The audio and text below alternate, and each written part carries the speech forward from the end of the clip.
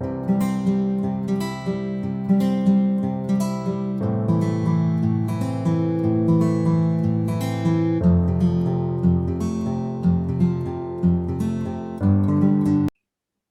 you. Thank you. Thank you for the invitation and for a very kind introduction. It's always a pleasure to interact with the students. And so today, what I'll try to do, basically I'll try to solve some past Olympiad problems and also maybe tell a little bit about the theory behind it. But I assume that all of you are familiar with these basic notions like congruence and all. Maybe I'll quickly review the key facts that I need. And since you are interested in Olympiad, so I'm sure that you'll be familiar with most of the material that is needed. And I will start with very basic problems, and progressively I'll try to go into some somewhat relatively not so easy problems. And the main idea is that I want to just emphasize that it is by working on these problems that you'll develop your mathematical skills. Because when you struggle with a problem, then your thought process develops, and that's how I think that one can develop as a mathematician. So I mean, even if you cannot solve a problem completely, still by struggling with it, actually you'll be able to learn many aspects. Okay. So anyway, so with that, maybe first I will share the problem sheet, and then I will do these problems on my tablet. Okay. So let me first share screen.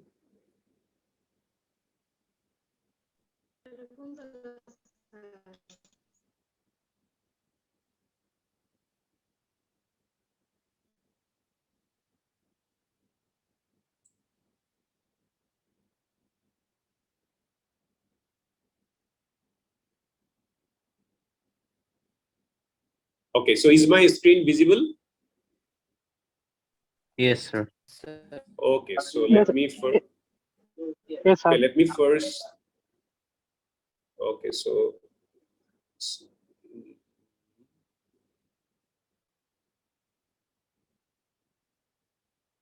Okay, so these are some of the problems that I'll start it as I said. Can you read the problem?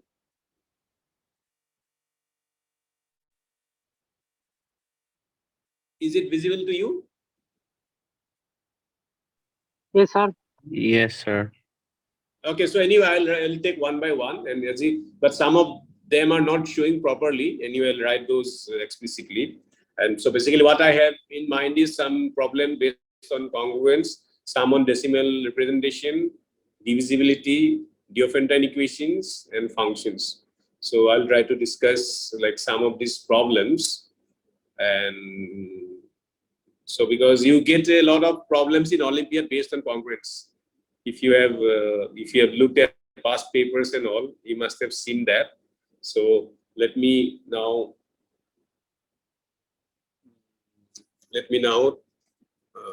and in case any technical problem arises, let me know. I hope that my full screen is visible now. So first question that I want to discuss, and it is very basic problem. Okay, so maybe first of all, maybe I'll just recall that what we mean by congruence and all, because I'm sure you know it, but like we'll say for Z, we'll denote like this integers, set of integers, and natural numbers I'll write like this, and Q is like M by N, Mn, and this will be my notation. And you know that we write A is congruent to B mod M if M divides A minus B. Okay. I mean, for example, 6 is congruent to 2 mod 4. etc. Just to give you some basic, and you know that if A is congruent to B mod M, then if you take any power by positive integers, you still get this congruence. And of course, there are certain well-known theorems like this Euler's theorem that is quite useful, which is that if GCD of A and M is 1, if A and M are co-prime, then A to the power phi M is congruent to 1 mod M. And you know that what is phi M is basically the number of integers, number of positive integers or natural numbers, positive integers less than M and co-prime to it. Co-prime to it. Because I need these basic definitions. For example, like phi of 6, basically it will be like how many integers are there which are less than 6 and co-prime to it? There are 2. So phi 6 is 2. What will be phi 9? You will find that only, okay, 1, 2, 4, 7. Okay, did I miss out anything? There should be 6 of them. 1, 2, 3. Okay, 5 I missed out. Okay. So anyway, so in general, what you have is that if you have a prime power, you can see that among all the numbers from 1 to Pn, there will be Pn minus 1 multiples of P. So it is this value. And second, another property is that phi of Mn is phi of M times phi of N if GCD of Mn is 1. Okay, so these are the basic facts. So I have stated it here. So okay, so this should suffice for what the problem that I'm planning to discuss today. And since I assume that some of you are from class 9 or some of you might be from 11, and I'm not sure, like maybe you are already familiar with what I'm going to talk about. Certainly the initial few problems. So you have to bear with me because look, I'll start at very basic problems. Okay, for example, the first problem. So maybe I'll just write the problems here so that, okay. First problem is very easy. That just to give you an idea how one can use congruence to discuss these problems. Find all natural numbers such that 2n minus 1 is divisible by 7. Okay. So yeah, it's a very basic problem, and you can see that, like you can see how, or you can look at some pattern. Like if you put, I mean, if I'm assuming that you are doing it similar these things for the first time. Okay, so like you can put a few values, and you can certainly see that, okay, 2, 1 minus 1, and in fact, I could have started a bit higher because these are still less than. But you can see that for 2 cube minus 1, you have that, and 4. You find that it is not divisible by 7. This is divisible by 7, but this is like 2 to the power 4 minus 1. So it is 1 mod 7. And if I put n equal to 5, 2 to the power 5, this is 32, so 31, so that is 2 mod 7. Because 2 to the power 5 is 32, and 32 minus 1 is 31, so it is 2 mod 7.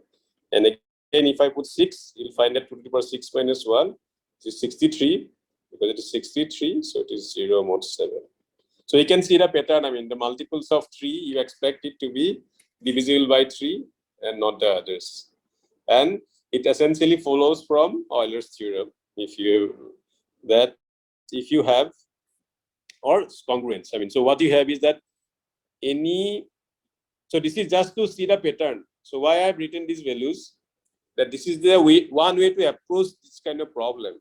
Let's see the pattern first. Okay, and then you try to formulate your answer. Okay, that here your expectation is that, okay, if n is a multiple of 3, then it should be divisible. So let's prove it for any multiple of 3. Okay, so if I take any natural number n, can be written as, you know that n has to be congruent to 0, 1 or 2 mod 3. So n can be written as n is either 3k or 3k plus 1 or 3k plus 2. Because when we divide n by 3, there are only 3 possible remainders, 0, 1 and 2. And you can see that what is 2 to the power 3k? Then you can see that it is 2 cube k. And 2 cube is 8. And you know that 8 is like 8 is 1 mod 7. So you can see that it is 1 to the power k, which is 1 mod 7. Okay, so you can clearly see that 2 to the power 3k minus 1 is divisible. So I mean, so this tells you that 2 to the power 3k minus 1 is divisible by 3.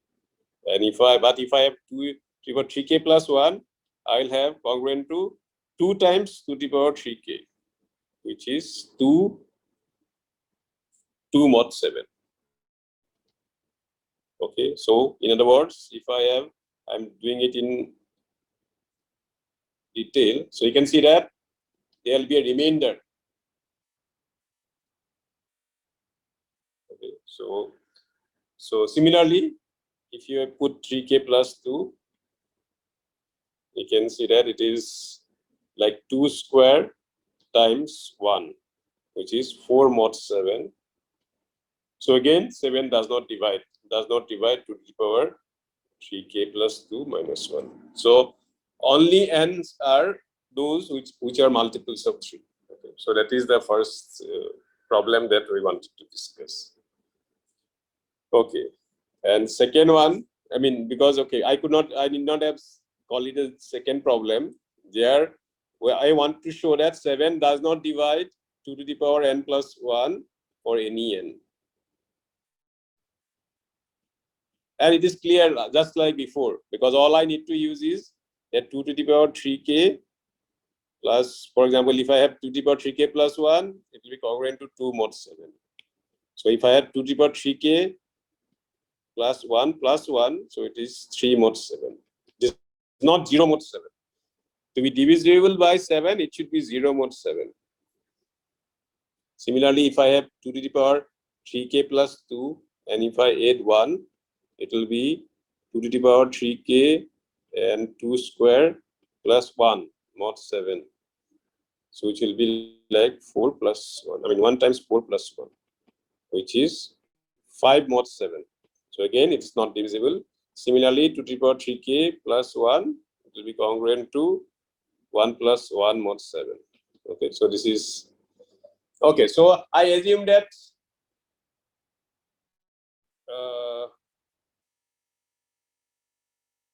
okay. So okay. So far, is there any question or any? If there is anything, then you let me know. Okay. Because this is just a very basic problem. So let me go to a slightly non-trivial problem. Okay. So slightly non-trivial problem. And maybe if you have questions or some doubts, maybe you can raise hand or something, or you let me know. You can maybe turn on your microphone and then let me know that if you have some questions. Okay. So question 3 is find all prime numbers p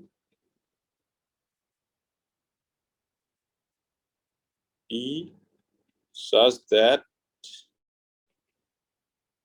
2p minus 1 minus 1 divided by p is a perfect square.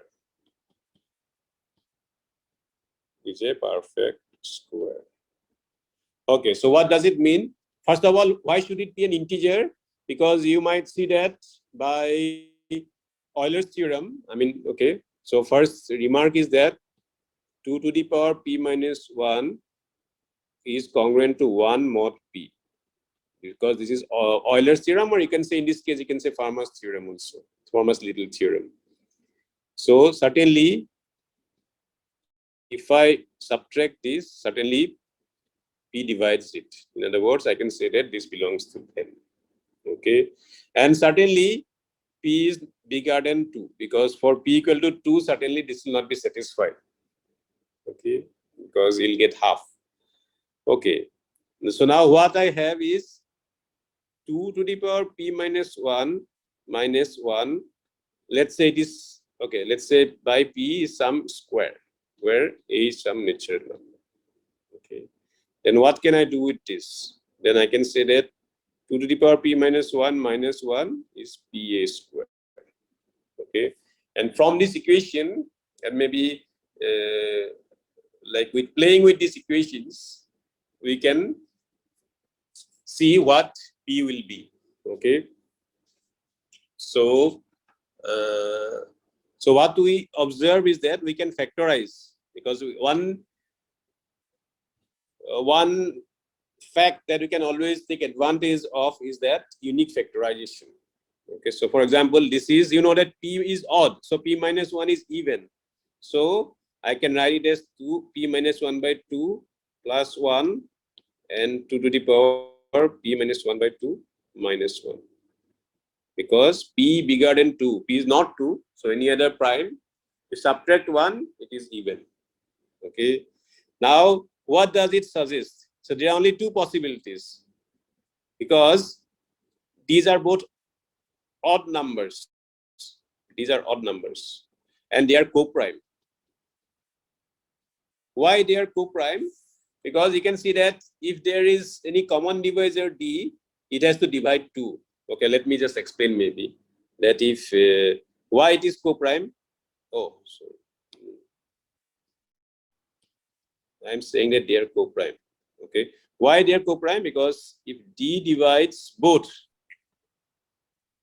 2P minus 1 by 2 plus 1 and 2P minus 1 by 2 minus 1, that will imply D divides their difference, which is 2.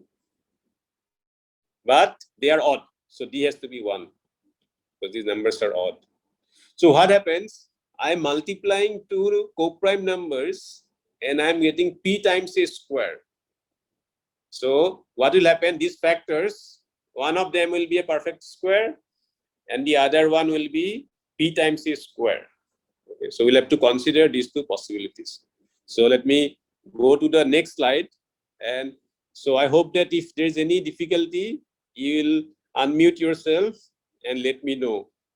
Okay, because that's the procedure we have to follow in online discussions. That I will not know whether you are getting it too easily, or I mean your reactions I do not get to see. So anyway, let me see that I have two co-prime factors. So anyway, let me mention it this way.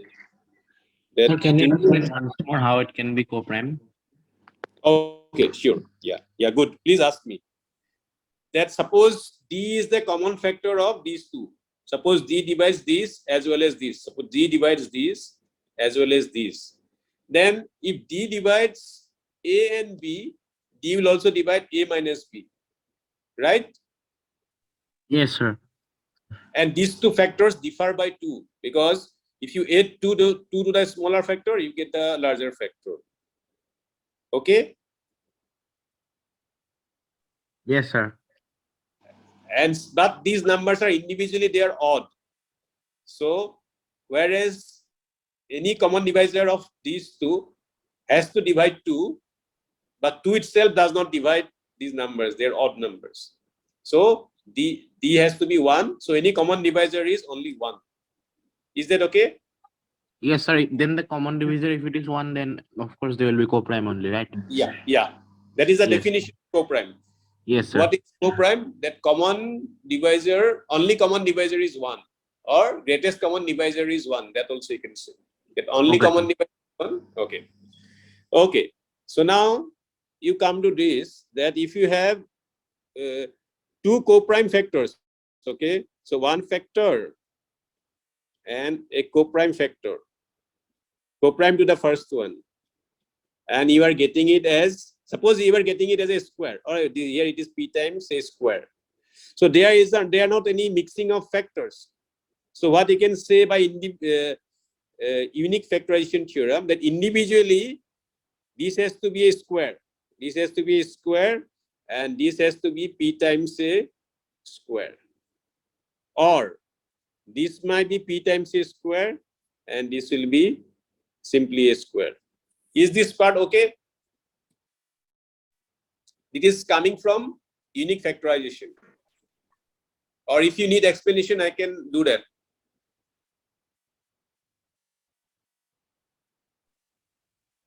Yes, sir. It will be better if you explain. Okay, fine. So let's suppose I have to, let's do the basic case. Okay, so explanation. Okay, suppose A and B, their GCD is 1. In other words, they are co-prime. Let AB be some n square. Okay, then I am saying that A has to be some x square and B has to be some y square. Why is that? Because A we can factorize as P1 E1, P2 E2 up to PR ER, because you can factorize where PI's are prime. And similarly B, we can say Q1 F1, Q2 F2, QS FS, where QJ they are also prime. And some PI may be key. I mean, okay, these PIs and QJ are distinct. Okay, none of these PIs can be these QJs because they are co-prime. Now what I have, what is AB? I know that AB is n square. Okay, let me write also factorization of m. N will involve P1, let's say P1 alpha 1, P2 alpha 2, PR alpha R, Q1 beta 1 up to QS beta S. So you can see that what will be n square, it has to be AB. So if I match the factors, I will have P1 2 alpha 1, P2 2 alpha 2. All the even powers I will get on this side. And QR 2BR. And if I write here this P1 E1 up to PR ER and Q1 F1 up to QS FS. So here unique factorization will mean that okay, let me use different color. So that this 2 alpha 1 must equal this E1. Okay. And this 2 alpha 2, it has to match this ER. Okay. Similarly, this 2 beta 1 must be F1. In other words, all these EIs and FIs, they have to be even numbers. Okay. And if EIs and FIs, these indices, if they are all even numbers, if these are even numbers, then you can say that A and B are squares. Is that okay? Yes, sir. Okay. So by this same argument, what we can now get from here is that I had these two factors, P minus 1 by 2 plus 1. It can be x square and 2p minus 1 by 2 minus 1. It can be py square. So this is case 1, let's say. Okay. So in case 1, what I get is 2 to the power p minus 1 by 2 is x plus 1 into x minus 1. Okay. Because it is as x square minus 1, I can factorize. Now what do I see? This is a power of 2, this is a power of 2. Because on this left hand side, it's a power of 2. So these two are power of 2. Both are power of 2. But if you have two consecutive even numbers, they can be powers only if it is, so it has to be 4 and it has to be 2. Because there is no other way, any other higher powers of 2, their gap will be more than 2.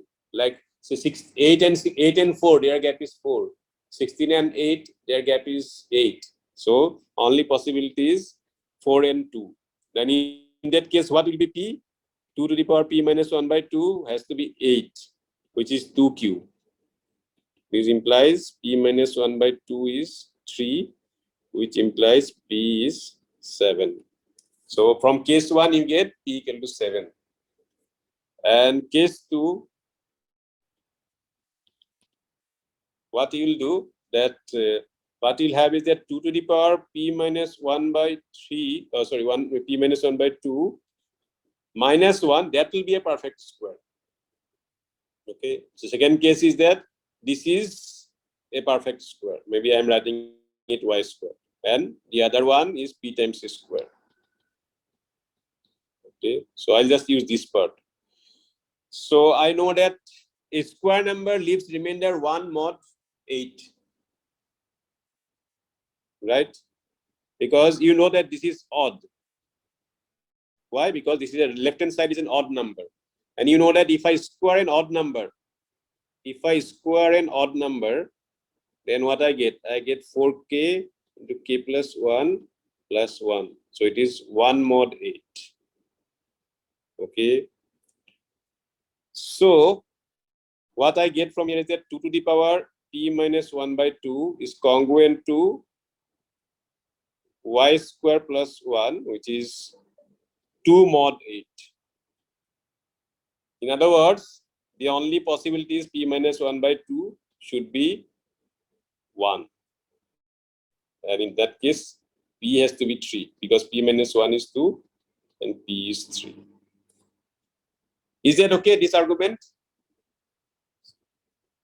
Because this is a very standard argument when you do number theory problems, then congruence and this kind of unique factorization, matching factors on both sides.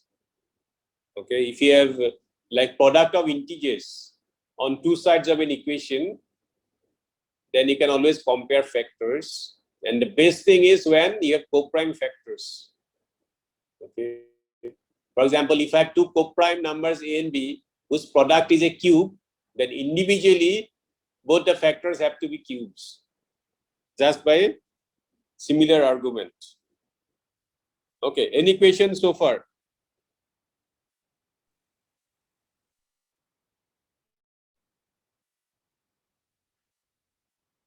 No, sir. Okay, fine. So let's now then go to a different problem. Okay. Okay, so maybe I'll now go to a different problem. So, okay, similar. Okay, maybe a similar problem, which is maybe the question number 4, which is find similar argument. So I will not do it in full detail. So find all pairs of positive integers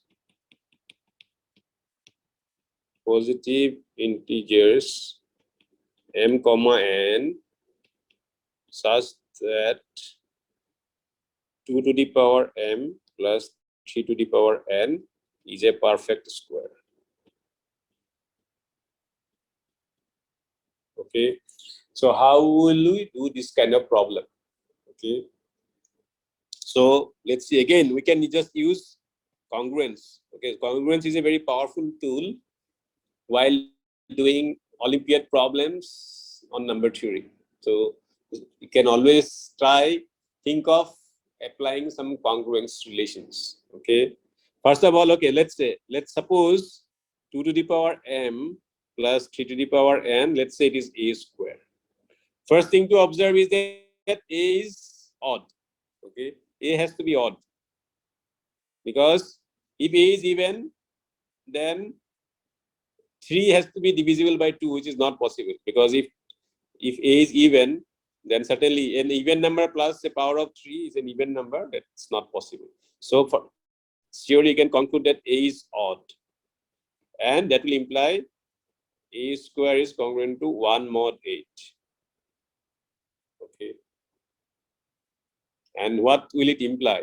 That will imply that okay, so that will imply, for example, if m is bigger than 2, because what we want to do, we want to reduce cases, because it is we will show that m and n we need to consider only small values. Often in this kind of problems, what happens is like you can rule out large values of m and n. Only small values of m and n you'll be left with. In this case, if m is bigger than n, what happens? Okay, I mean, it is mod 4. I can also say mod 4 because mod 4 argument will also work here. Okay, then what happens if m is bigger than 2? Right hand side, I can so I can write 3 to the power n is congruent to 1 mod 4. Okay, why? Because I have 2 to the power m. This 2 to the power m becomes 0. I mean, it is becoming like 0 mod 4. Okay, so this I can ignore. This I can ignore. Okay, so I can just say 3 to the power n is 1 mod 4. And then what I can say, if 3 is, n has to be even now, because for odd, so this will imply n is even. Because you know that 3 square is 9, 9 is 1 mod 4. But if I take 3 cube, this 27, it is 3 mod 4. So if I take powers of 3, it's like either 3 mod 4 or 1 mod 4. If it is even, it is 1 mod 4 and vice versa. So I have n is even here. Okay, and with that we can factorize, for example. Okay, so what I can do now that I can write n as 2 times n1, and this equation I can write as 2 to the power m is a square minus 3 to the power n1, which I can factorize as a minus or a plus 3n1, a minus 3n1, just like before. So it is very similar. Okay, and these are again powers of 2.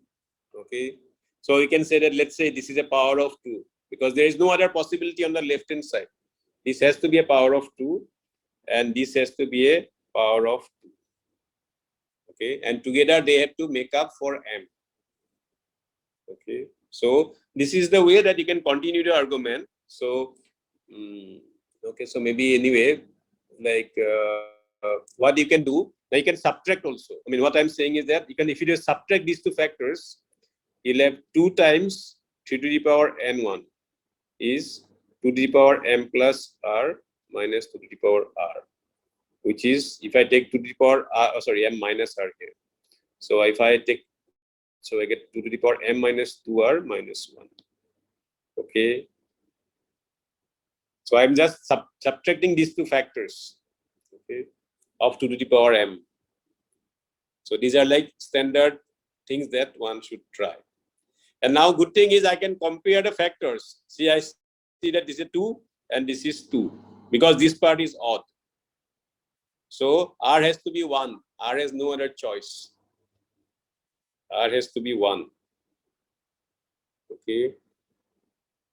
And then what you get 3 to the power n1 to be 2 to the power m minus 2r minus 1. And again, some congruence argument we have to do. Okay. So if m is bigger than 5, already you get a contradiction. Okay, let me see. Okay, so, and as I said, even if you don't understand some steps in what I'm doing, in a way it is good, because you should complete the picture. Maybe the best way to do this problem is like just get some idea how to do it and you complete the argument yourself, rather than following my argument or anyone's argument from A to Z. Rather than, so try to make the logical conclusion once you have some idea. Of course, the best thing is you don't get any idea from anyone else and try to work it out completely on your own. But initially, what also you can try is just take one step, just see one step and complete the argument. Okay, because you should try to work out the argument. That is more important. But anyway, so I mean, maybe this one also I'll do it completely, but later on I will. So let me see. What I have here is like 3 to the power n1, okay, maybe I will switch to do only that 3 to the power n1 is 2 to the power m minus 2 minus 1 I'm getting. And if I have m bigger than 5, already there's a contradiction. Why? Because 3 to the power n1 I'll get as congruent to minus 1 mod 8. Okay, because if m is bigger than 5, m minus 2 to the power m minus 2 is a multiple of 8. Okay, it is 0 mod 8. Okay, so I can ignore that. And but I know that 3 to the power n1, I mean, if I take powers of 3, either it will be 3 or 3 square is 1 mod 8. 3 is 3 mod 8. 3 cube, again it is 3 mod 8. So only you get 3 and 1. You don't get, I mean, minus 1 is like 7. Okay, but you cannot get this one. Okay, it's not possible. So m has to be less than or equal to 4. And once you get up to this point, then the rest of the things you can do it yourself. Okay, so because already too many possibilities have been ruled out. Okay, so in this case, what you'll have to do, like you have 3 to the power n1. If m is 4, let's take m is equal to 4, then 3 to the power n1 will be 2 square minus 1, which is 3. So n1 will be 1. Or in other words, n, which was 2 and 1, which is 2. So you get this. Okay. So that way, I mean, that way you can find out. And m equal to 3. Actually, one can show that m has to be even. So eventually, the solution that you get is, this is the only solution. Okay. Because you are left with checking only m equal to 4, m equal to 3. In fact, you don't even have to check because m has to be even. That argument can also be given. So as I said, okay, any question how we tried this problem?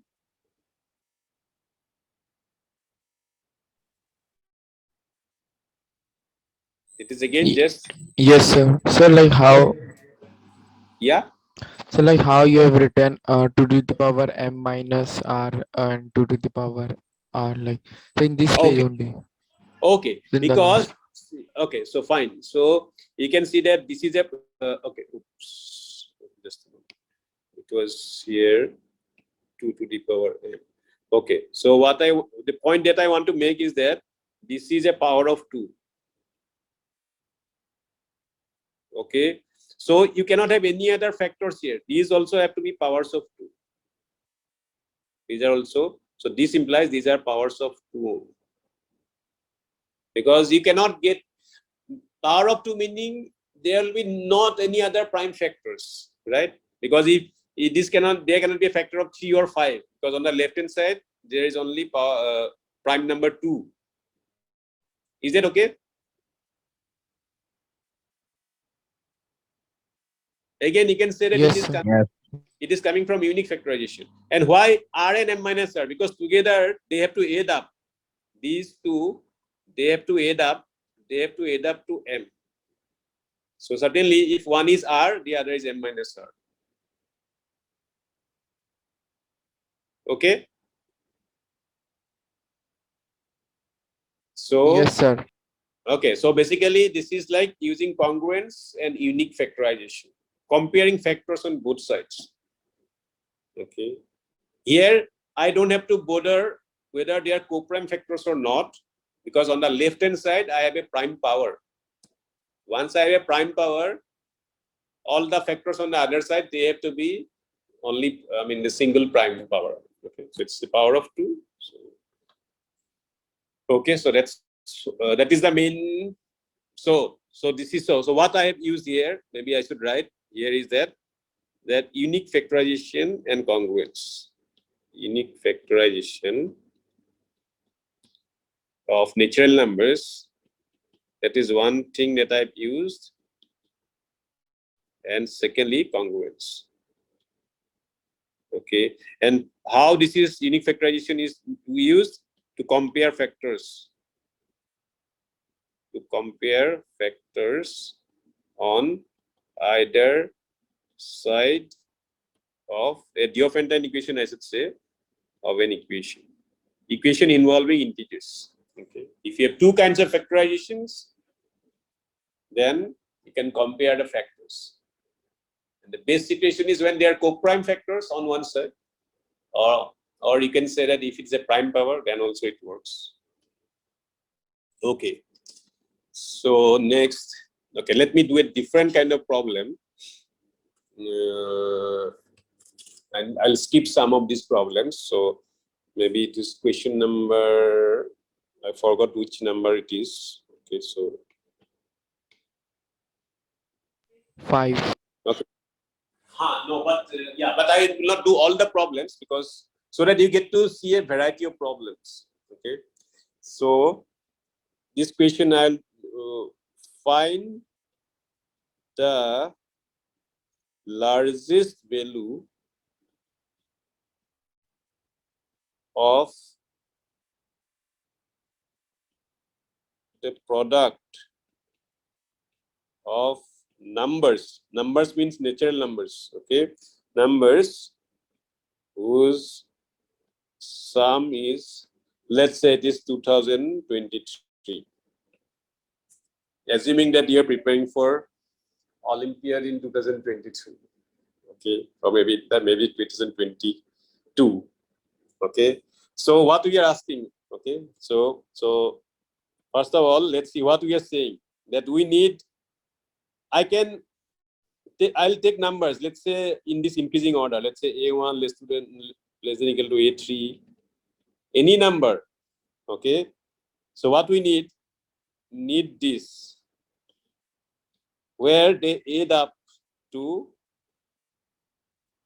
2023, and this A1 up to AN is largest possible.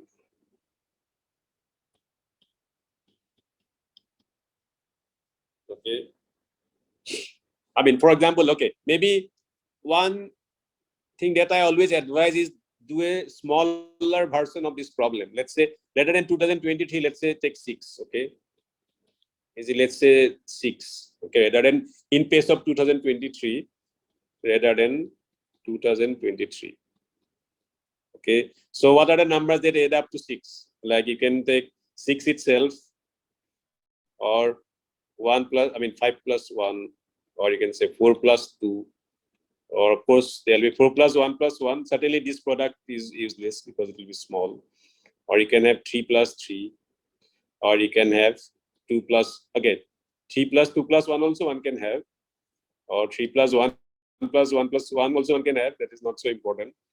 Or you can have 2 plus 2 plus 2. Because if you have ones, it is not useful. You can see that if you have 1, this product is certainly, this is just this. Okay, just a moment. This product is just 3, and this product is 8. This product is 6. This is 9. This is 4. This is 6. Oh no, this is 8, and this is 6, and this is 6. So highest you are getting is actually this. So second one will be 5, I guess. Oh, sorry. Yes, sorry. You're right. Yeah, please correct me. Yeah. So the point is that now this highest value is 9. So from this, let's draw some conclusion or get some idea that having these ones doesn't help. So we will not have these ones. We'll give an argument why these ones we don't want. Okay. And if the difference of factors is large, then also it doesn't help much. Okay, so those are the things that we see. Okay, so let's see now with this example, and let's proceed. Well, I always advise that you, given a problem, you try a simpler version of the problem first. Okay, if you have the time, because the simplest case you solve first to get some idea about the more complicated problem. That's the approach anyway in mathematics, even in research. That is how it is followed. That you solve the simplest case, then you go to the somewhat less simple, then you go to more general. Okay, so simplest to more general, and from looking at a lot of simple examples, you try to formulate a statement that it is going to be like this in general. Okay, so from specific to general you go. Okay, okay, so but you should be okay. But of course, the important thing is to draw the right conclusions from the examples that you see. Okay, so now let's see what we should do. Okay, first of all, so what I have, first of all, I'll avoid A1 to be 1. Okay, we don't want to start with 1. Why? Because I can keep the sum same, but I'll replace A2 by A2 plus 1. Replacing A2 by A2 plus 1 will increase the product. Increase the value of the product. Okay, I'll just say that increase the product. Okay, just in short. Okay, maybe to be proper, I should say. Is that clear? Like rather than say. So why we are not replacing A1? Yeah, because for example, it's like rather than saying 5 plus 1 is 6, but 5 times 1 give me 5. So I can replace 5 and 1 by 6. I just have a single factor 6, right? Is that okay? Yes, sir. Okay. For example, okay, so keep in mind, for example, keep in mind that if I have, for example, 3 into 2 into 1, rather than with this add up to 6, I can replace by 3 into 3, because this 2 plus 1 I will combine. Okay, because that will give me a higher value. Okay, this was giving me 6 only. So I should not have these ones. They are useless in a product. They will not give me higher value. So I avoid that. Secondly, if I have two factors whose gap is more than 2, that is also not useful. Okay, that if I have AI minus AZ, if it is bigger than or equal to 2, this doesn't help. Because how will I replace? I'll have to keep the sum same. So I'll replace the bigger one. I'll replace the bigger one. I'll reduce it by A minus 1. Replace. Okay, so I should say replace AI by AI minus 1 and AZ by AZ plus 1. Because their sum will be same, right? Because their sum is same. But product, let's see what happens. If I take AI minus 1 and AZ plus 1, what do I get? I get AI AZ plus AI minus AZ minus 1. But you can see that this is at least 2. So certainly this is bigger than equal to AI AZ plus 1. Because I am assuming that AI, okay, if AI minus AZ is bigger than equal to 2. Okay, is that okay?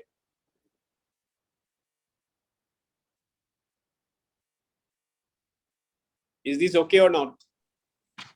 Yes, sir. For example, Yes, sir. okay, so we keep this in mind. For example, I had 3 times 1. Okay.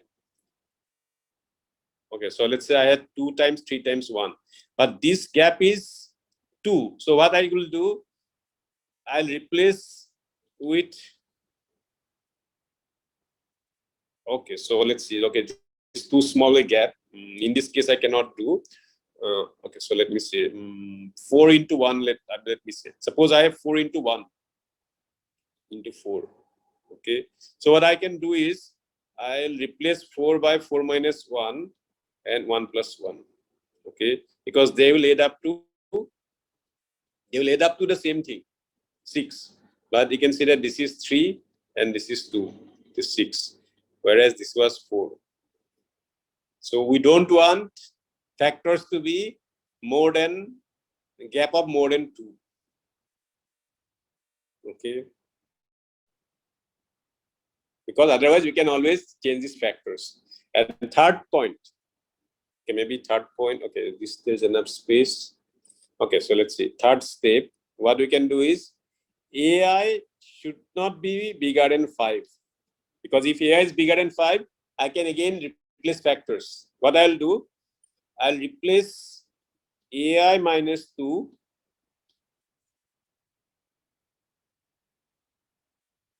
Okay, so AI I will replace by 2 and AI minus 2.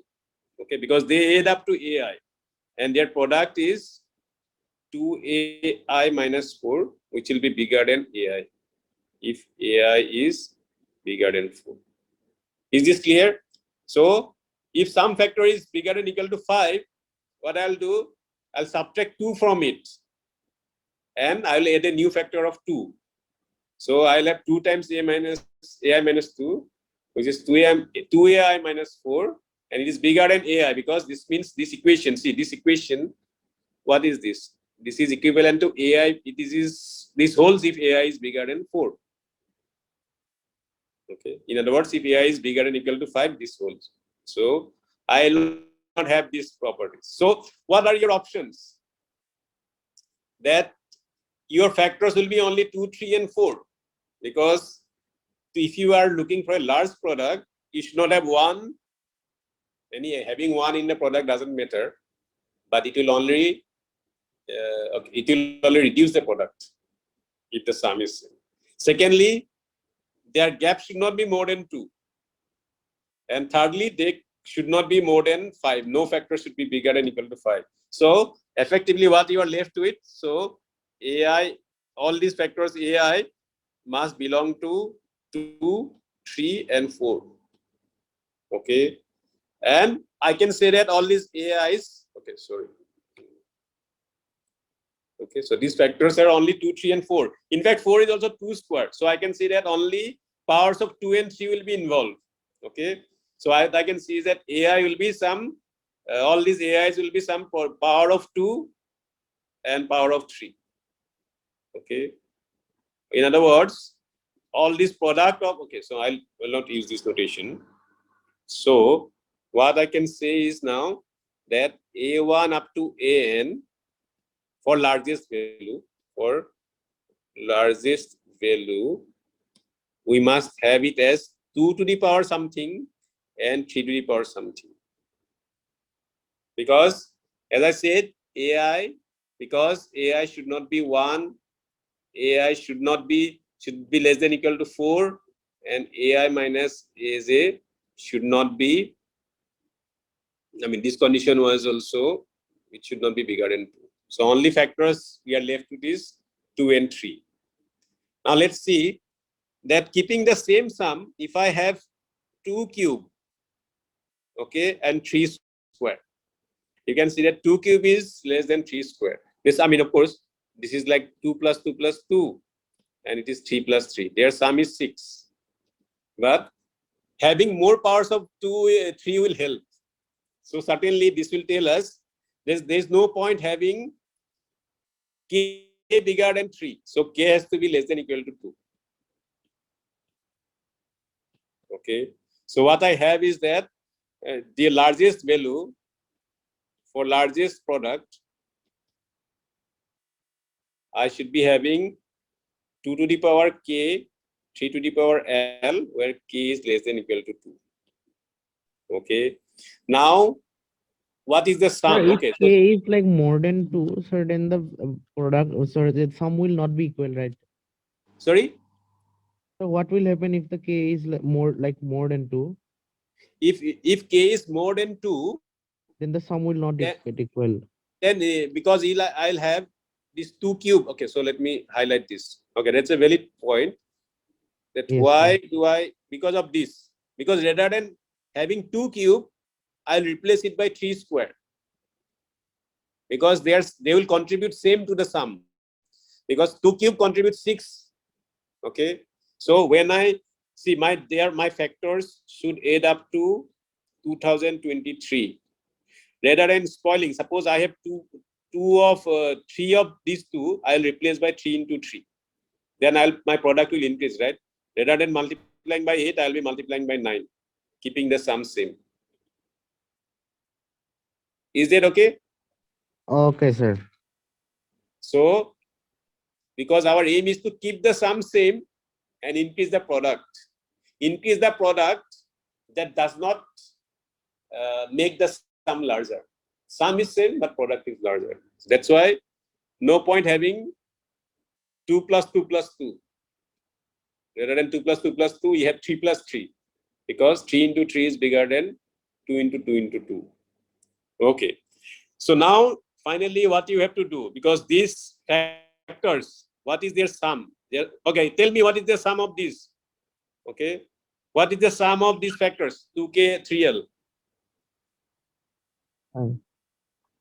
It is, see, there are these many, k many 2's and l of 3's, and they have to add up to 2023. In other words, 2k plus 3l should be 2023. And I also know that k is less than or equal to 2. That also I know. So how do I resolve this? I mean, I can do mod 2, mod 3, because 2k is congruent to mod 3. If I divide, I'll get 1 mod 3. Okay.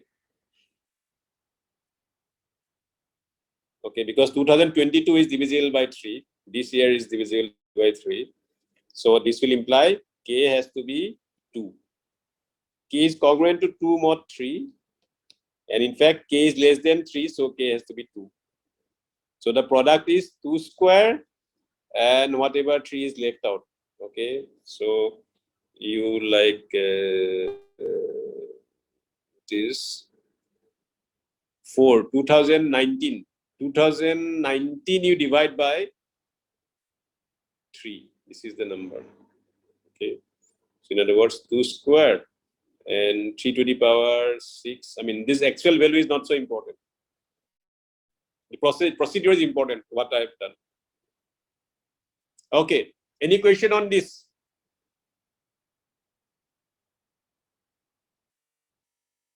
Okay, so what we did here is to find the largest product of numbers which add up to any number. I have given 2023, keeping this year in mind, but I could have given 2022 also, or anything.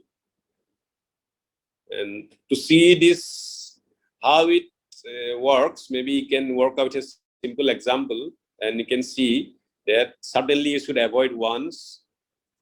And in fact, large factors do not help much. Okay, because large factors you can reduce by 1, and a smaller factor you increase by 1. The product will increase. Okay, like 5 into 1, you replace by 5 minus 1 and 1 plus 1.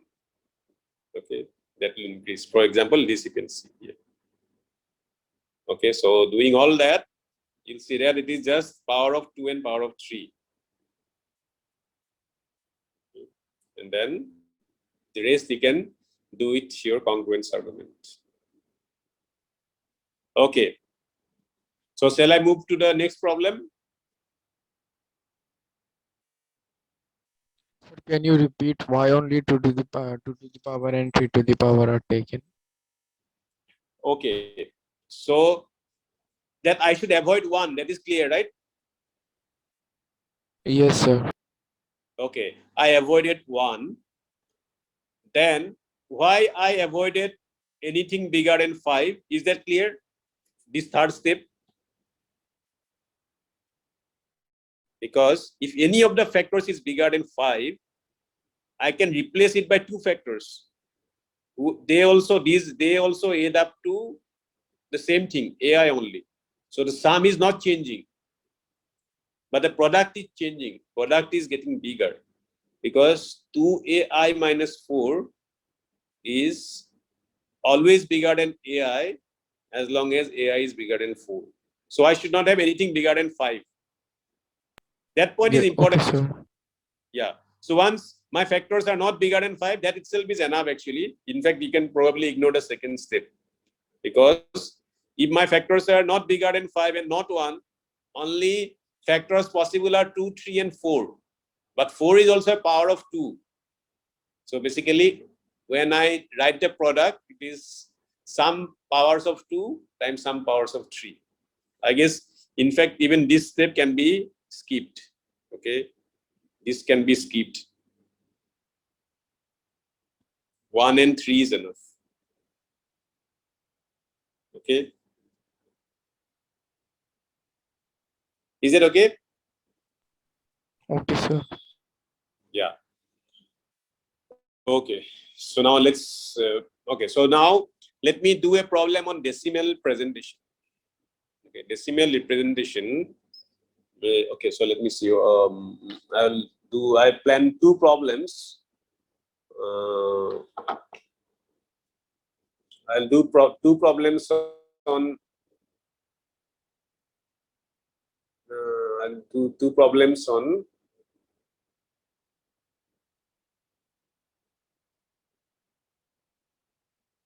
So I'll do 2 problems on decimal representation. Although I have taken some, I mean, maybe you may find it a bit. Okay, so maybe I'll do some somewhat simpler problem first, and then I'll go to the different one. Okay, so maybe let me try this problem first. Okay, so I want to make it like progressively. Okay, so I don't know now what is the problem number, but the thing is to show that the question is, these are all Olympiad problems, okay, for which, so either, I mean, these were like shortlisted problems for International Mathematical Olympiad, for which natural numbers n can the product of sum of the integers n plus 1, n plus 2, up to n plus 5 be equal to the product of the remaining words.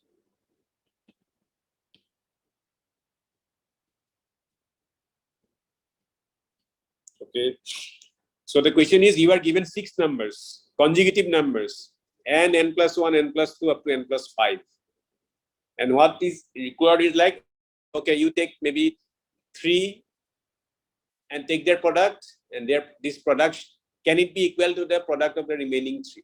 Or you may take 2 of them. Okay, you take 2 of them and take the product of the remaining 4. Will these 2 products be same? Or you can even take 1 on the one side and 5 on the other side. Okay, so certainly that will not work. But what is the argument? Okay, so again, this is like a divisibility question. Okay, so you can apply simple divisibility argument to do this. Okay, so let me make this argument. Okay, so first of all, let's say, suppose if a prime number p divides any of these, it has to divide a second one as well, right? Because otherwise what will happen, if suppose 7 divides n but it does not divide anything else, then you cannot compare factors, because this 7 must also appear in the other factor. Okay, and you can clearly see that 7 cannot occur because there are only 6 conjugative numbers and 2 of them cannot be divisible by 7. Is that argument okay? Because if you take, Yes, sir. yeah, because if But you if you take, take 7, then the remainder will become 2. So like it will not come. yeah, because if you have like, say for example, if you have 2 consecutive numbers, 2 of them, I mean, they cannot be divisible by 3, both of them. Or if you take 4 consecutive numbers, at most 1 will be divisible by 5. Okay, and if you have 6 consecutive numbers, at most 1 of them can be divisible by 7, but not 2. Because if the remainder is 0 in 1, others will be 1, 2, 3, 4, 5, and 6. but you will not get zero remainder again like that. Okay, so that is the starting point. Okay, if P is a prime that divides one of these, that divides one of these numbers, then it has to divide another one. Then it has to divide another one. Then only you can manage the factors. Okay. So from this, you can conclude that P cannot be more than 7. In fact, I mean, it cannot be more than 5. Because there are 6 numbers, 2 of them can be 6 consecutive numbers, 2 of them can be divisible by 5. 2 of them will be divisible by 5. If I have 6 consecutive numbers, the remainders will go from 0, 1, 2, 3, 4, or maybe it may start from, remainder may be from 3, 4, 0, 1, 2, 3, 4, like that. So in that case, I'll have 1. But it is possible that if the remainder starts with 0, I'll get one more 0, like 0, 1, 2, 3, 4, 5, and again 0. So it is possible. But for 7, it is not possible. So in other words, only primes that are possible is 2, 3, and 5. Okay. And if P is, okay, so if P is 5, then basically what we'll have, n and n plus 5, they have to be divisible by 5. Okay. So n and n plus 5 have to be divisible by 5. Because these are the only possible. Their gap is 5. I mean. Because if n plus 1 is divisible by 5, the next number which is divisible by 5 will be n plus 1 plus 5, which is n plus 6, which is not in this set. So it has to be n and n plus 5. Okay. Now let's look at these numbers then. This n plus 1, n plus 2, n plus 3, and n plus 4. They are not divisible by 5. They are not divisible by 5.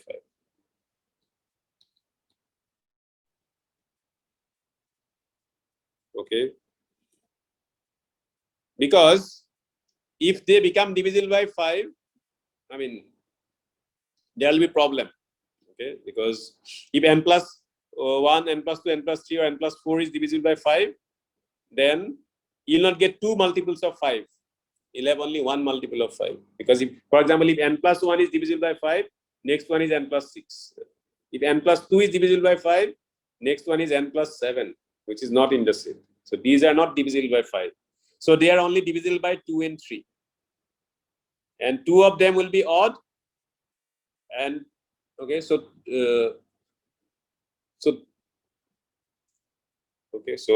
next piece of argument is that these so you have n plus 1, n plus 2, n plus 3, and n plus 4, and 2 of them will be multiple of 3. Okay,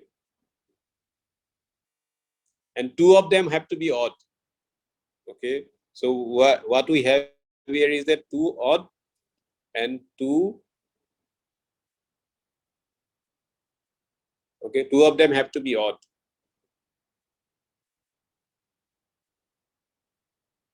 And we'll have so 2 of them will be odd, so there will be 2 powers of so they must be power of 3, I mean, because there are no other factors.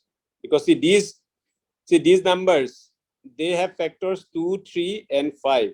5 is ruled out, and for these odd numbers, 2 is also ruled out, so they will be powers of 2.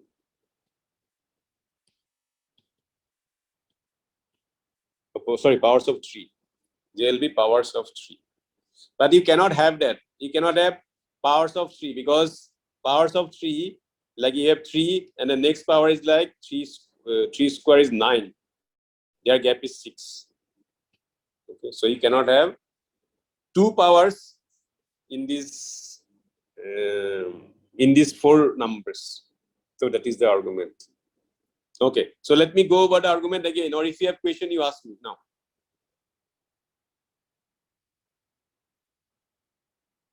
So it helps to consider prime factors. So that's what I would say in this example, that it is again a question on factorization, so to speak. That if we have six consecutive numbers, then at most one of them can only be divisible by 7. And hence, in this case, 7 we have to rule out. Okay, and that's how it works. Is this okay? So y less than 5? Yeah, because if I, so okay, so if I take any consecutive Maximum. Okay, so let's say any consecutive 6 numbers you take, 12, 13, 14, 15, 1, 2, 3, 4, 5, 6. So you can see that at most one multiple of 7 you will get. Okay, or you may not get even a single one, because you may have 8, 9, 10, 11, 12, 13. So no multiples of 7. But you cannot get two multiples, because why? Because this has like 7 plus 3. So this is 7 plus 4. So it is 7 plus 5, 7 plus 6. And it is 7 plus 7, which is 0 mod 7. And it have like, it is like 1 mod 7. Okay. So if you have consecutive integers, so there will be like, if let's say if something is if one is congruent to 3 mod 7, suppose, the next one will be 4 mod 7, next one will be 5 mod 7, like this. So again, to get a multiple of, so you'll not get two multiples of 7, you'll get one multiple, but you'll not get in 6 you'll not get more than. Is that okay?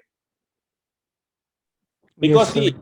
because from one multiple to next multiple of 7, you need a gap of, you have a gap of 6. Okay, because if I have a multiple of 7, let's say 14, the next one will be at 21. You have to add 7 to it, right? So if you have just 5, you will not have that. If you have 14, suppose your multiple is 14. So if you take next 6 numbers, you will not get a multiple of 7 until you reach 21. Okay, that is the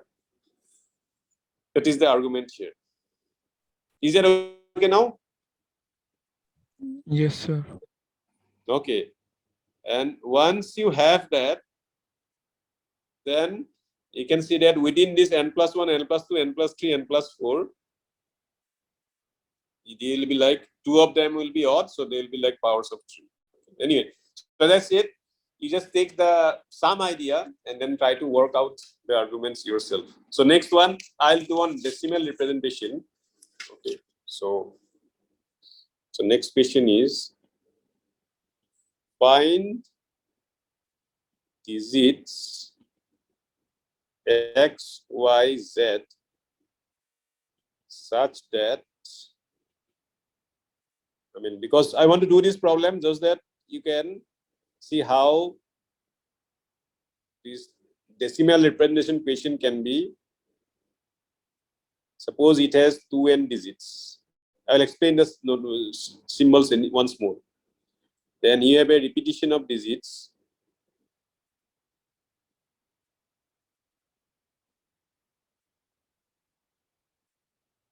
Just that this holds for at least 2 values of n.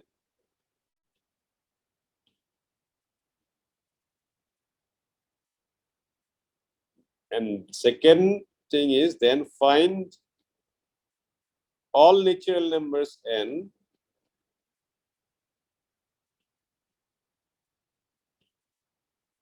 for which this holds.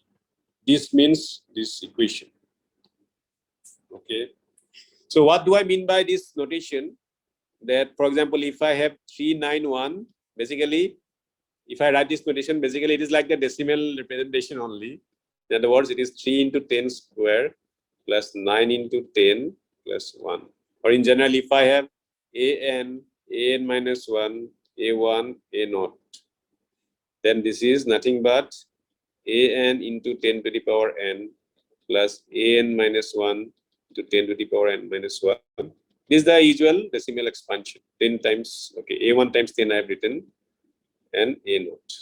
Okay, so this is the notation. So what we are saying is, okay, or maybe give an example. For example, you can see that, for example, 1 and 2 works. Suppose 11 minus 2. It is, okay, first look at some example, what it is saying.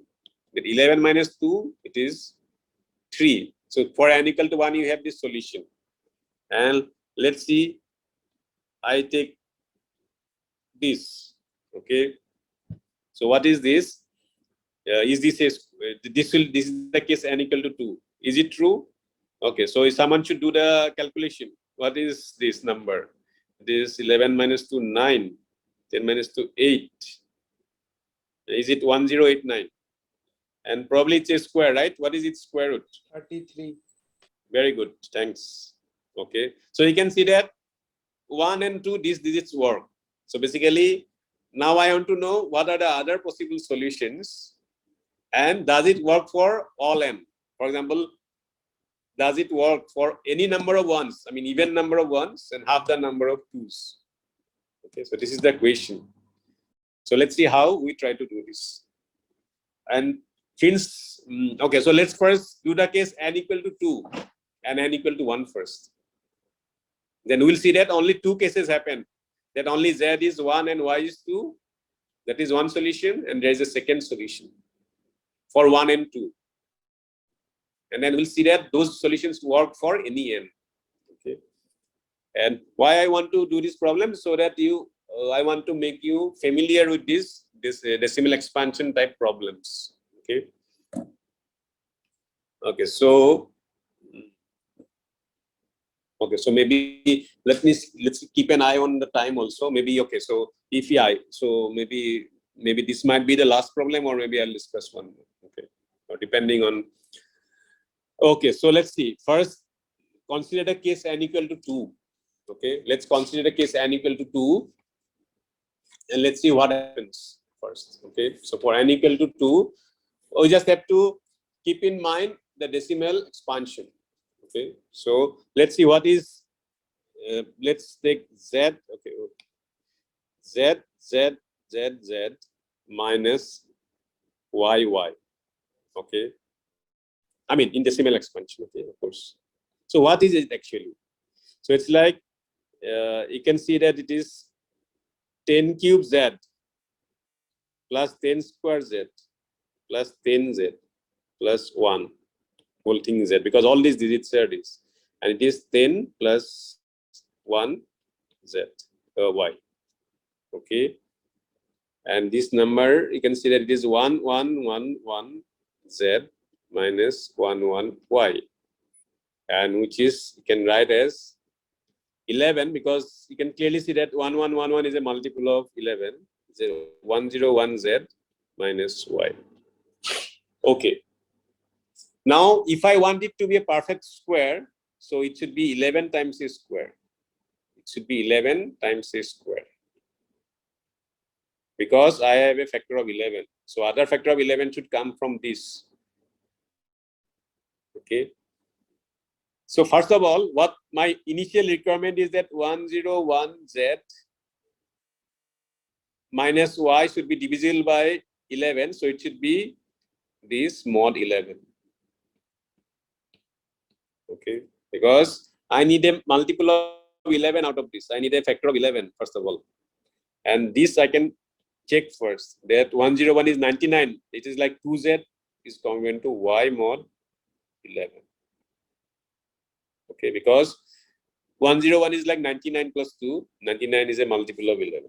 So what are the possibilities? Okay, I'll list this. Z can be 1 and y will be 2. And let's just take 11 minus 2. It is working. It is 3 square. And already we checked that 111 minus 22. That is also 32 square. This works. At least 1 and 2 it works. So can Now you tell once how 2z came? Okay, because this 101z, it is like 9. Okay, it's like 101 is like you can say that it is 9 times 11 plus 2. So it is congruent to 2 mod 11. Is that okay? Yes, sir. Okay. Okay, so Z, okay, now next you just put the values. Z equal to 2, Y will be 4. Then you'll have 22 minus 4, but it is not a square. So this will not give us anything. Z equal to 3, Y equal to 6. 33 minus 6, it's not a square. Z equal to 4 and Y will be 8. 44 minus 8, it is 6 square, it is working. What about 4444 minus 88? Okay, can someone calculate and tell me? Just to check that we are following. Okay, what I'll do, I'll take 44 common. I'll get 101 minus 2. So I'll get 44 into 99. So I can see that it is 2 square, 3 square, and 11 square. So it is also working. 4 and 8 is working. And these are the only two cases that work. If I take Z equal to 5, Y is not a digit anymore, so you ignore it. Z equal to 6, then Y will be 1. Because 2 times 6 is 12, 12 is 1 mod 11. But 66 minus 1, it is not a square. Z equal to 7, 2 into 7 is 14, 14 is 3. So again, you can see that 77 minus 3, it's not a square. Z equal to 8, 2, 8, 16, 16 is 5 mod 11, and 88 minus 5 is not a square. Okay, and what else remains? Z equal to 9, and 2Z, Y is 2Z, 2Z, 18, that is 5. Again, 99 minus 5, I think. Okay, so Y is, 18 is 7. Anyway, 99 minus 7 is also not a square. So these are the only possibilities. So what solution I'm getting is like Z equal to 1 and Y equal to 2, or Z equal to 4 and Y equal to 6. Okay, this work for N equal to 1 as well as 2. Okay, is that okay up to this point?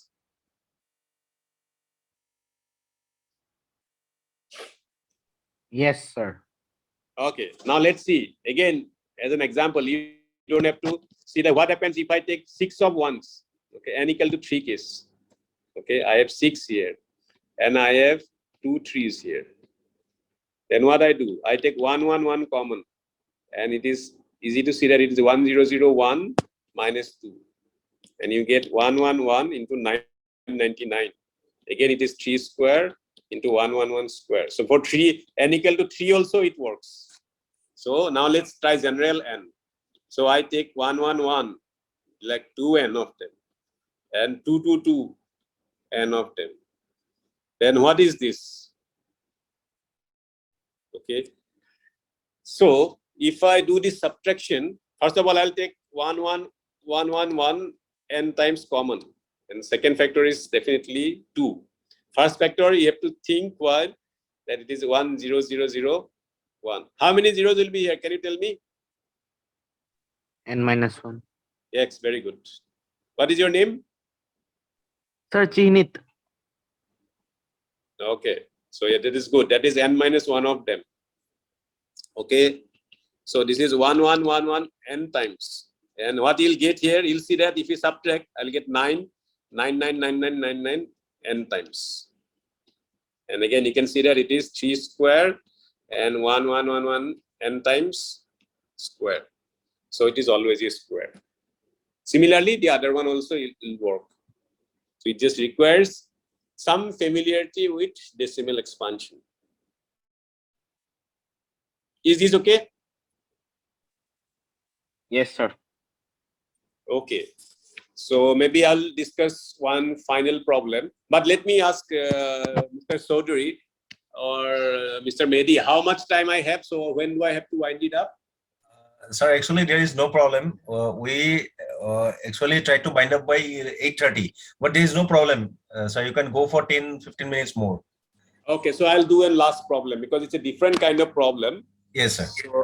So I just want to, because there will be some problem, Olympiad problems that concern functions. Okay, so I want to do that kind of problem one. Sure, sir. Okay, thank you. So one such problem is, let f be a function. I'll explain what a function is. F be a function from the set of natural numbers to natural numbers and 0. The value can be 0 also. Such that it has one property, that f of m plus n minus fm minus fn is 0 or 1. Okay. Three properties are given. Second property is that f2 is 0. Third property is f3 is bigger than 0. And fourth property is f99999 is 33333. Okay. Now find, the question is find f 2021. Or I could have asked 2022 also, because this is the year. Okay. Because in Olympiad problems, you'll often find questions involving that particular year. Okay. So this problem was there originally for some, maybe some previous year, but anyways, I just made it 2021. Maybe it was asked in maybe 97 or something. Okay, so what is a function? Again, let me, so what I mean is that, like, basically, the way to write, I mean, people write like this, that you have, I mean, it's like 1, so there'll be like, so this f of 1, f of 2, like f of n, these are the values, and they'll belong to, they can be 0 or any natural number. Okay, so with these three given conditions or four conditions, you can actually determine the value of the function. Okay, so first of all, you use the given data. Okay, for example, f2 is 0, but you know that f2 minus f1 minus f1. Okay, this is either 0 or 1, so that means it is bigger than or equal to 0. Okay, but this implies 2 times f1 is less than or equal to f2, and f2 is 0. And you know that f1 cannot be 0. I mean, it cannot be less than 0, because all these values are either natural numbers or 0. Because these are like natural numbers or 0. You don't get negative numbers. So that gives f1 to be also 0. First thing is f1 is 0. Now let's see what is f3. Okay, how do I decide about f3? Because I know that f3 minus f2 minus f1, what is that? It is less than or equal to 1, because I know that this difference is either 0 or 1, so it is less than or equal to 1. So this will imply f of 3 is less than or equal to 1, because f2 is 0 and f1 is 0. But on the other hand, I also know that f3 is bigger than 0, that is given to us. So that forces f3 to be 1. So this is one thing that I get here, that f3 is 1, just by using these properties. Okay, because we have to see the initial values, then try to detect a pattern. Okay, we have to look for a pattern here. First, f3 is 1. Okay, then let's look at f6. We'll look at multiples of 3. We'll see that this is easy to decide. And you have to note that the given value is also a multiple of 3. 99999. So that is 3. So let's look at f of 6. What is f of 6?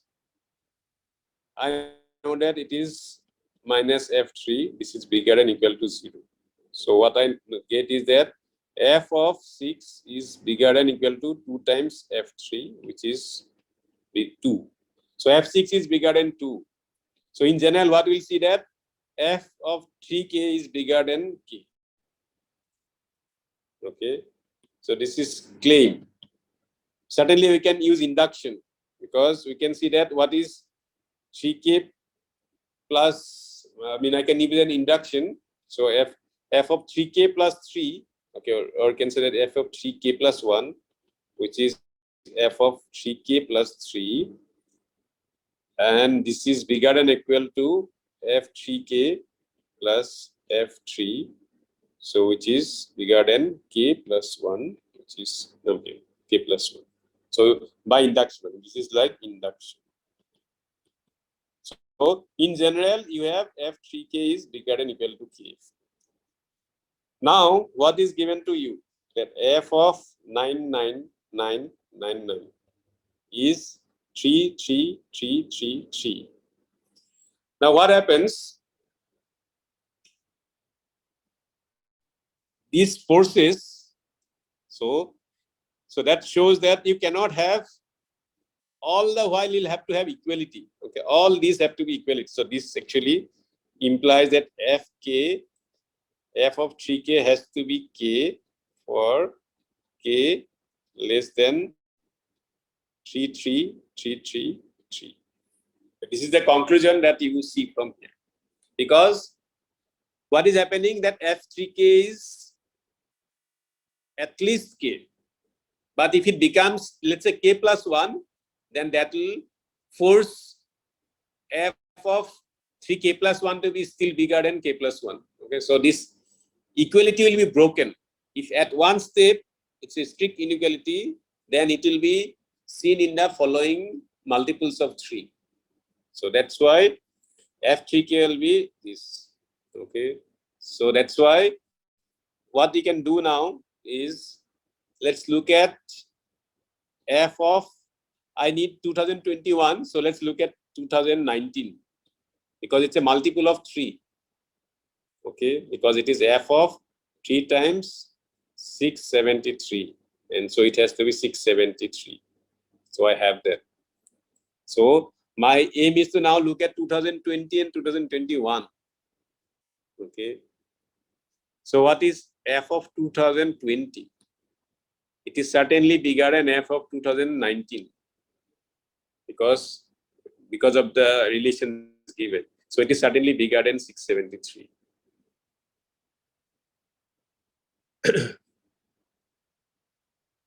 And what about 2021? Okay, it is the value of f 2021. Okay, and it is bigger than f of 2 times 2021 plus f of 2021. So eventually it is bigger than 3 times f of 2021. And from this, I can conclude that f of 2021 is less than or equal to 2021 by 3, which is 6, 7, 6, 22, 7, and 11. So it is 673 point something, but that's something will not matter, whatever it is, maybe 6. But it will not matter because it's an integer. F 2021 is an integer. So in fact, I can say that it is less than, in fact, I can say that here I can say that it is in fact less than 673.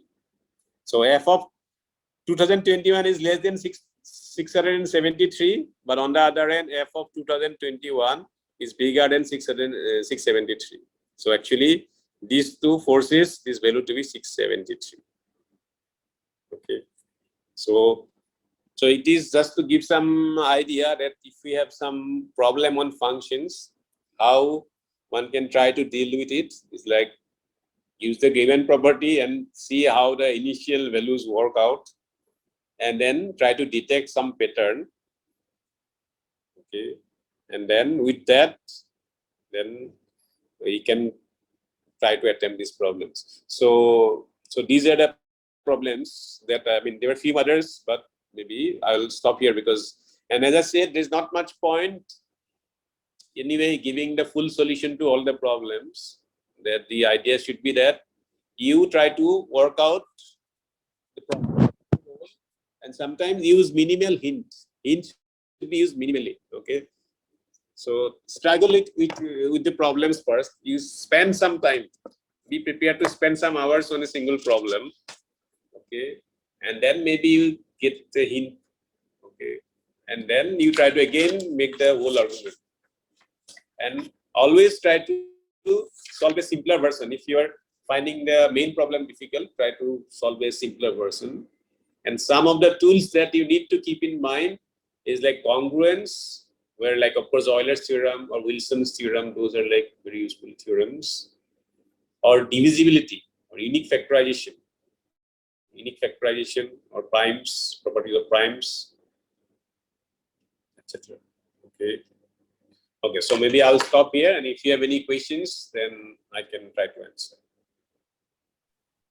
Yes, dear students and participants, if you have any queries, you can ask now, sir, and you can clarify. Okay, so where did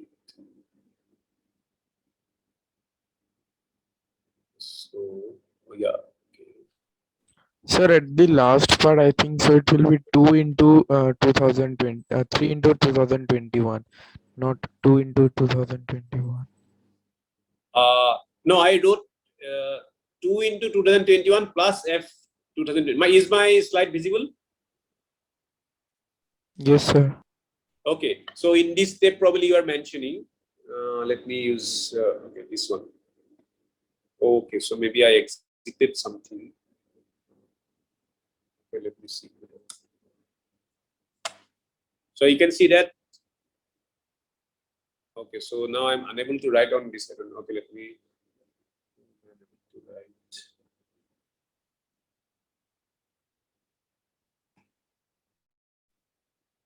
Okay, so yeah, so let me see, where does Zoom screen went actually?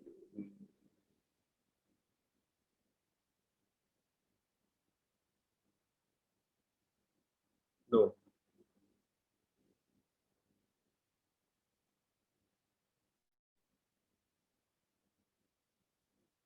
Okay, so I don't know whether my desktop screen is visible now.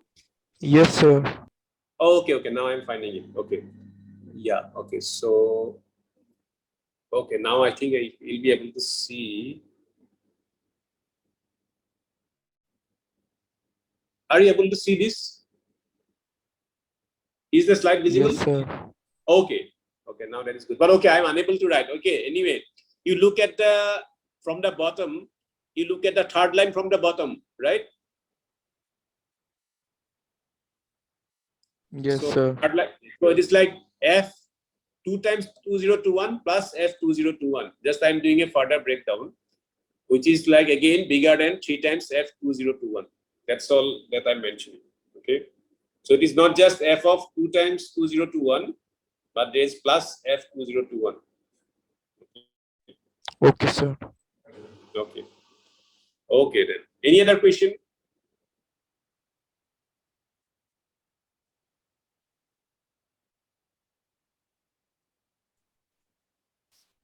Any more questions from anyone? You can ask that. I think, sir, there are no more questions. Okay, fine.